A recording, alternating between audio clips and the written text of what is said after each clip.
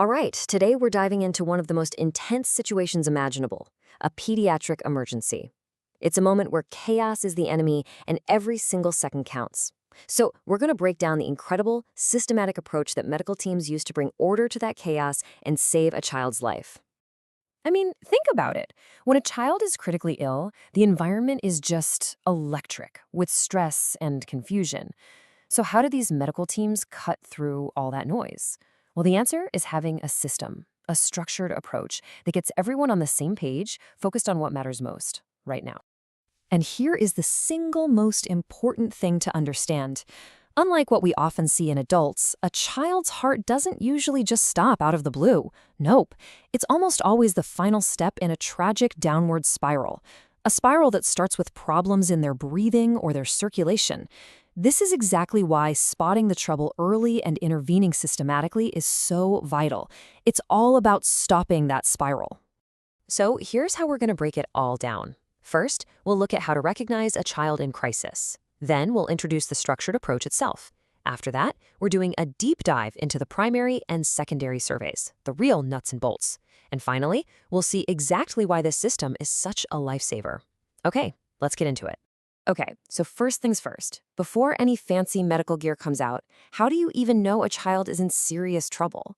Well, it turns out there are some very simple but incredibly powerful warning signs that anyone, from a paramedic to a worried parent, can learn to spot. A really handy way to remember this is something called the BBB tool. It's super simple. You look at the child's behavior, their breathing, and their body color. So are they acting strangely, maybe floppy or having a seizure? Are they working really hard to breathe or making odd grunting sounds? And what about their skin? Is it blue, patchy, or just really pale? Any one of these is a massive red flag. All right, once a child is identified as critically ill, the medical team swoops in. And they don't just start randomly trying things. No way. They deploy a methodical, priority-based system that is the absolute foundation of modern pediatric emergency care. And this quote just hits the nail on the head. This isn't just some clever idea someone had. It's a validated international standard. It's specifically designed to take a terrifying, complex situation and break it down into simple, manageable steps, always making sure the biggest threats to life get handled first. What I love about this is how it maps out the whole process so clearly. You can see it starts with that immediate phase. That's all about finding and fixing the things that can kill you in the next few minutes. Then, once things are stable, it moves to a focused phase. And finally, a detailed review. It's like a funnel, starting broad and getting more and more specific.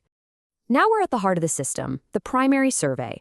The rule here is incredibly simple and powerful. Find a problem, fix the problem, then move to the next step. It's this rapid, hands-on assessment that's all about one thing, dealing with anything that could kill this child in the next few minutes. And this is the famous mnemonic that guides the whole thing. You've probably heard of the ABCs, right? Well, in major trauma cases, we now often start with a C for catastrophic hemorrhage. Let's walk through each one.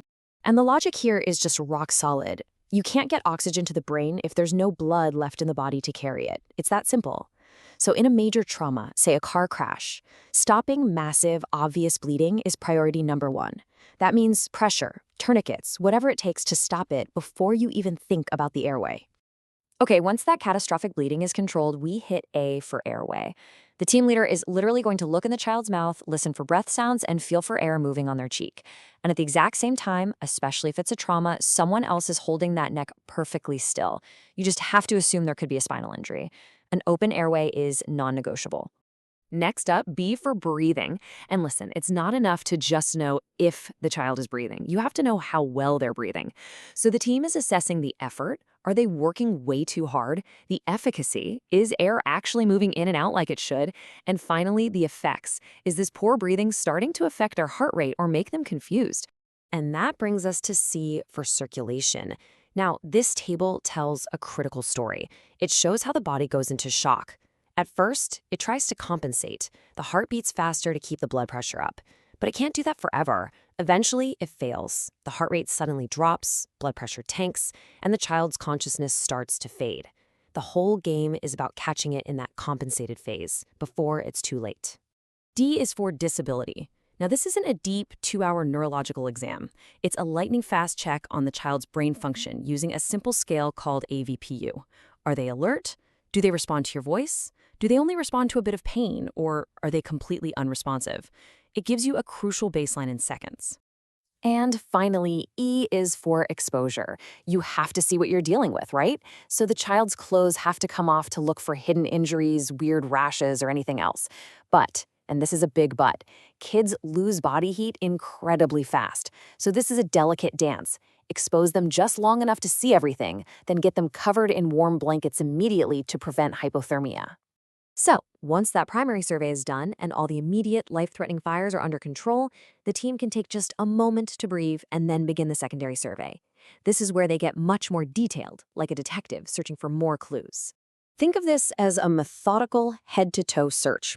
They are leaving no stone unturned. They're examining every surface of the body, checking every orifice, making sure the big cavities like the chest and belly are okay, and checking every single limb. The goal here is simple. Be incredibly thorough so absolutely nothing gets missed. Okay, so we've seen the whole assessment process, but what's the so what? How does all this structure actually lead to better outcomes?